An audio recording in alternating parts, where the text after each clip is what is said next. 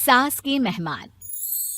सिमर की सास की सारी जिंदगी किराए के मकान में ही बीती, लेकिन जब बेटा कमाने लायक हुआ तो उसने अपना बड़ा मकान बनाया। क्या है माँ, इतनी लंबी लिस्ट मेहमानों की? गृह प्रवेश है सिर्फ, शादी में तो तुमने इन लोगों को बुलाया ही था ना। अरे बेटा, तुम्हारे पिता और मैंने तो सारा आजीवन घर नहीं बनाया, ये सोचकर कि पैसा घर में लगा देंगे तो तुझे कहाँ से पढ़ाएंगे। अब बेटा, घर जैसी खुशी में मैं उन लोगों को कैसे भूल जाऊं जिन लोगों के साथ मैंने पूरा जीवन काटा। तभी वहाँ बहू आ जाती है। क्या माँ जी, कैसी बात कर रही हैं? बुआ जी, चाची जी, उनकी बेटियाँ, ससुराल वाले सभी तो आ रहे हैं। मैंने उनकी लिस्ट सुमन से पूछकर तैयार कर ली है।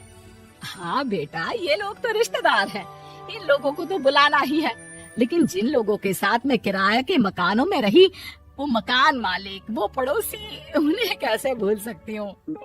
माँ, लेकिन वो नीलम आंटी को तो मत बुलाना, बड़ा ही लो स्टैंडर्ड साउंड करती है वो। हाँ माँ, और वो किरण को भी। उनका पति और बेटा खाते कितना है। और नहीं तो क्या, शादी में भी 2000 रुपए वाली प्लेट में दनादन खा रहे थे। माँ कुछ नहीं बोलती, कमरे में चली जाती है। तुम्हारी माँ के तो चोचले ही अलग है, न जाने लोगों को क्या बताना चाहती है। अरे आस पड़ोस को तो ऐसे पूछ रही है जैसे कि रिश्तेदार। हाँ, जानता हूँ माँ को, वो किसी से जुड़ती है तो दिल से जुड़ती है।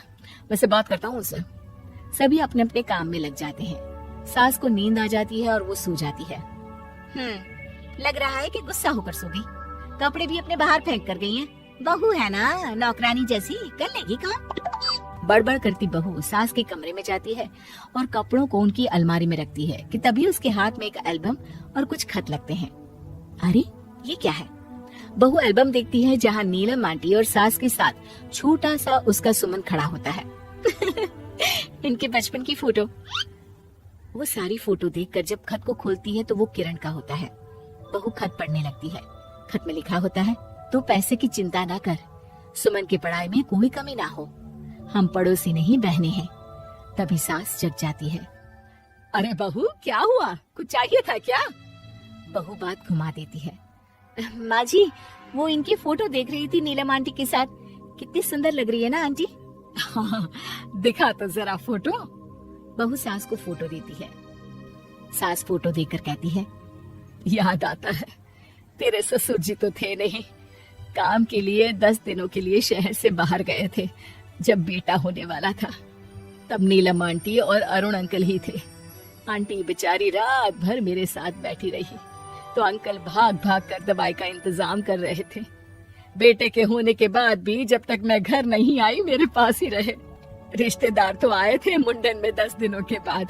बहू सुनकर खुश होती है, तभी नजर खत पर पड़ती है। माँ, ये किरण आंटी को आपने पैसे वापस कर दिए? हाँ, वो भी समझ कैसे कैसे किए मैं ही जानती हूँ। सुमन की पढ़ाई के लिए पैसों की जरूरत थी। रिश्तेदारों ने तो साफ बोल दिया था कि किसी होटल में काम पर लगा दो। कई लोग बर्तन धोने के साथ पढ़ाई करते हैं, लेकिन किरण आंटी, उन्होंने अपने बुढ़ापे के लिए बचाए हुए पैसों को सुमन की पढ़ाई के लिए दे दिए। यानी कि आज ये जो कुछ भी है वो किरण आंटी के कारण ही ना? हाँ बहू, ऐसे ऐसे पड़ोसी हुआ करते थे जो किसी रिश्ते के नाम से नहीं बल्कि अपनेपन से भरे थे। फिर सास का बोलने का रुख तीखा हो जाता है। और फिर भी देख, सुमन इन लोगों को भी नहीं बुलाने दे रहा है। माँ, मैं बात करती हूँ, ये लोग सिर्फ आएंगे ही नहीं, हम लोगों के साथ रुकेंगे भी घर में, रिश्तेदारों की तरह। सास बहू बेटे से पूछकर एक एक घर जाकर पड़ोसियों को एक दिन रहने का न्योता दे आते हैं। और फिर वो दिन भी आ जाता है जब घर में गृह प्रवेश होता है। अरे हम लोगों का कमरा कहाँ है? बड़ा कमरा देना हम लोगों को, खुला खुला। सुमन परेशान हो जाता है कि वो क्या करे, कहाँ किसका सामान रखे, कि वहीं किरण पड़ोसन आ जाती है। अरे सुमन, परेशान ना हो बेटा, हमारे कमरे में रख दो उन लोगों का सामान, हम तो तेरी माँ के साथ ड्राइंग रूम में एडजस्ट हो जाएंगे। और हमारा कमरा कहाँ है? सुमन, जरा सामान कमरे में तो रखवा दो। अरे ये क्या, मेरे कमरे में तो सफाई ही नहीं है। अरे बता देती सुमन, हम कहीं और रह लेते। तभी वहाँ नीलम झाड़ू लेकर आ जाती है। अरे बबली दीदी, कैसी बात कर रही है? चलिए मैं साफ किए देती हूँ कमरा। वही मामी जी भी आ जाती हैं। अरे सुमन दीदी, सबसे छोटा कमरा हम लोगों को ही देना था क्या? मायके की कोई परवाही नहीं है।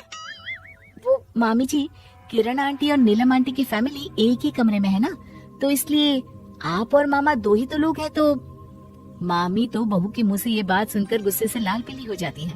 अरे वाह जी वाह, बहू की जुबान तो देखो कितना बोल रही है।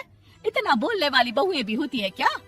अरे रहने दो, जब मेरी बहन ने ही मेरे बारे में नहीं सोचा तो किसी और से क्या उम्मीद करे। दोनों सामान पैक करके घर से निकल ही रहे होते हैं कि नीलम आ जाती है। अरे राकेश भैया, मैं भी सुमन की तरह ही तो हूँ। आप तो हम लोगों को इतने साल से जानते हैं। हाँ हाँ, तुम लोग तो मेरी बहन से चिपकी रही गोंद की तरह। खैर कोई बात नहीं, रहो बड़े कमरे में। तभी अरुण वहाँ आ जाता है जो नीलम का पति है। अरे अरे भाई साहब, थोड़ा तो वक्त दीजिए, हम सारे छोटे कमरे में शिफ्ट हो रहे हैं। सारे पड़ोसी छोटे कमरे में चले जाते हैं और मामा मामी बड़े कमरे में। बहू चाची के कमरे से बाहर निकल रही होती है कि देखो कैसे बड़ा मकान बनाकर इतरा रही है। अरे जब हम लोगों ने कहा था कि घर बनवा लो, तब तो लड़के को पढ़ाने की पड़ी थी। इतना पैसा रखी थी, महंगे कॉलेज में पढ़ाया, तब बात मानी होती तो सस्ते में मकान बन जाता। बहू आगे जाती है जहाँ दोनों पड़ोसन भी आपस में बात कर रही थी। मानना पड़ेगा सुमन को, बहुत ही समझदारी के साथ चली। बच्चों की जिम्मेदारी को सबसे ऊपर रखा, रिश्तेदारों के साथ भी पूरा निभाया। नहीं तो आजकल के रिश्तेदार, अरे सुमन के लिए तो हम हमेशा ही खड़े हैं। बहू तभी मामी के पास जाती है जहाँ वो मामा से कह रही होती है, बस अब आ गए इसके घर। अब तो ये रो रो कर भी बुलाएगी तो मैं ना आऊं। कैसे कमरे में रखा हम लोगों को। सुमन भी ना किसी काम की नहीं है। बहू सभी को देख समझ रही थी, रिश्तेदारों के नखरों के बीच पड़ोसियों का प्यार। वो देखकर समझ जाती है कि सास के असली मेहमान कौन है।